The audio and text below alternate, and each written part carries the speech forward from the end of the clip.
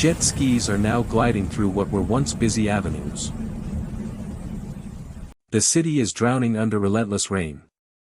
Chaos unfolds as the streets turn into rivers. Deze is af van bus. Our live footage shows buses trapped in torrents of water. The current crashes against them, breaking through doors and windows. Inside, passengers cling to seats, shouting for help as cold. Ay, ay, ay, ay, ay, ay, ay. Ay, ay, ay, ay, ay.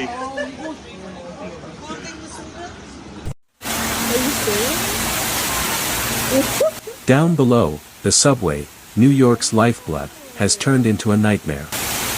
Water cascades down the station stairs in violent sheets, forming waterfalls where commuters once descended. Ceiling tiles burst open, releasing more floods.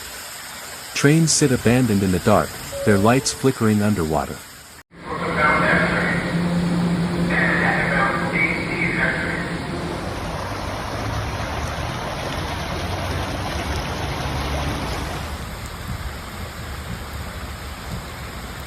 Down below, the subway, New York's lifeblood, has turned into a nightmare.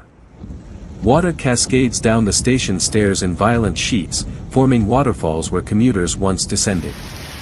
Ceiling tiles burst open, releasing more floods. Trains sit abandoned in the dark, their lights flickering underwater. Through the grates, geysers of stormwater erupt from the sewers, an unstoppable force rising from beneath the city.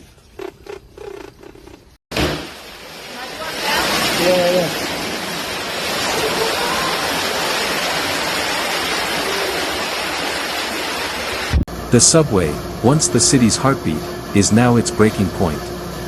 Reports confirm entire tunnels filled to the ceiling. Torrents of water thunder through the underground like a storm at sea. Surveillance footage shows waterfalls pouring from ceilings, the rails vanishing under foaming waves. On the platforms, stranded commuters watch helplessly as the water climbs, step by step. Power lines spark, the station walls tremble under the force.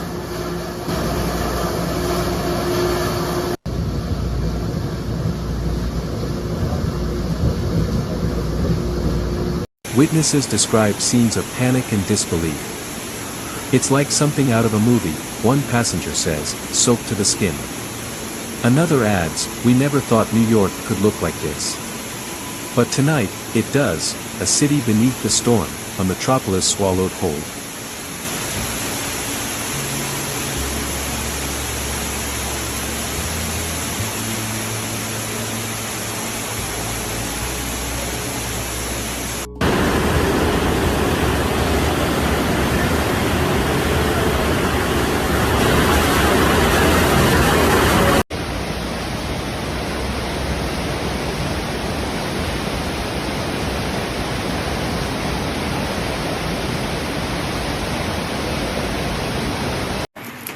I'm on Halsey and Troop now. Halsey and Troop, trying to get home. Above ground, chaos reigns. Cars attempt to drive through the flood, their wheels half submerged. Drivers push forward blindly, engines sputtering, waves crashing over hoods. Some make it, others stall and drift away.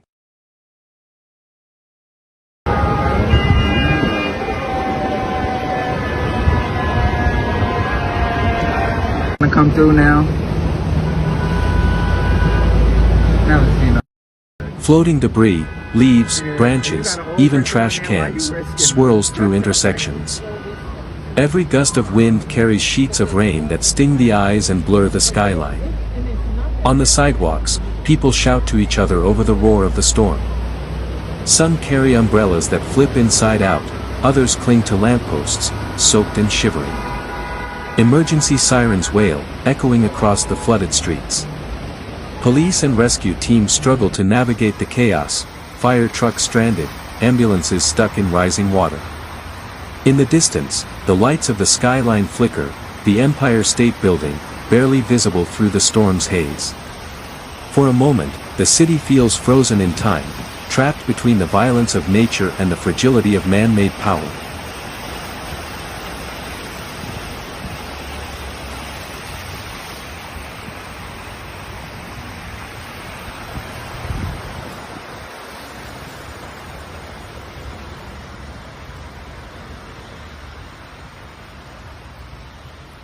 Our correspondents describe a haunting sight, trees stripped bare, their leaves floating across the current, covering the flooded streets in a green-brown mosaic.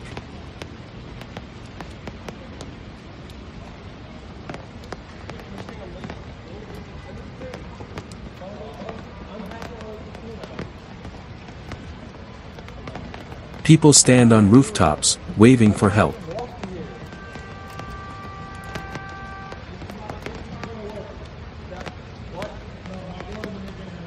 Others take refuge on car roofs, waiting for rescue boats.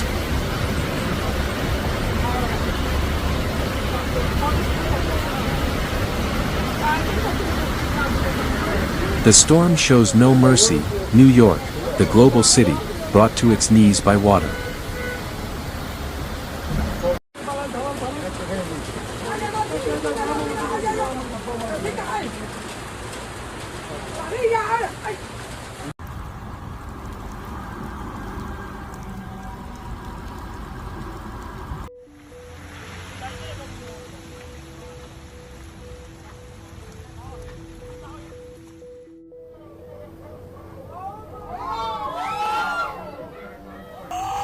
It's going.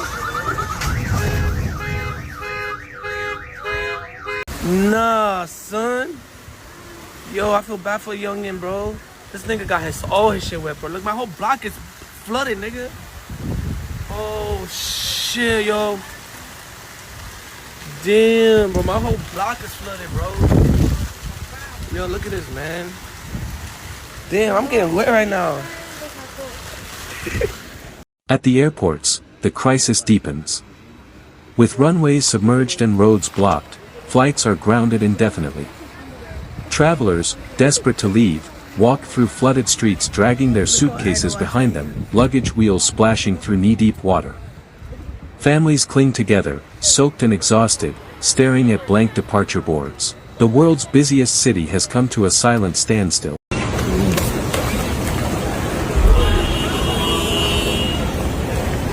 Our coverage continues as the scale of destruction grows clearer. In Lower Manhattan, underground parking garages have turned into underwater caverns. Cars are stacked atop one another, pushed by unseen currents. The metallic echo of alarms reverberates through the waterlogged streets. Street signs barely peek above the surface, traffic lights sway in the wind like ghosts of a vanished city. Yet, amidst it all, some drivers still attempt to move, their headlights cutting faintly through the flood, like lost ships in the dark. The current pulls at their tires, each movement a gamble. The camera pans over a city transformed, bridges cloaked in mist, tunnels closed, avenues erased. Across boroughs, from Brooklyn to the Bronx, power outages spread.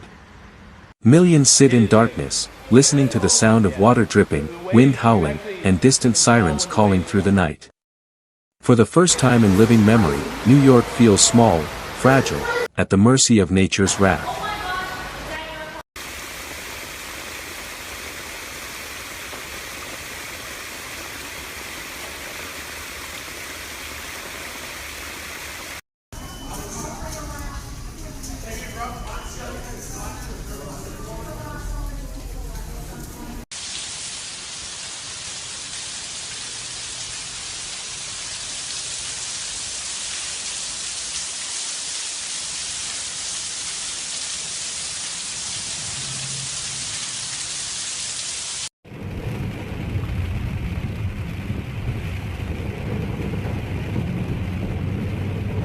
And now, as dawn breaks, the storm finally releases its grip. The rain slows, the wind softens, a fragile calm returns to the drowned city. Streets glisten beneath a gray sky, the water still reflecting the broken lights of the skyline. Tow trucks move slowly through the wreckage, engines rumbling through shallow waves. Workers in orange vests begin clearing debris, their reflections shimmering in puddles the size of ponds. Damaged cars are pulled from intersections, shopkeepers sweep mud from shattered doors.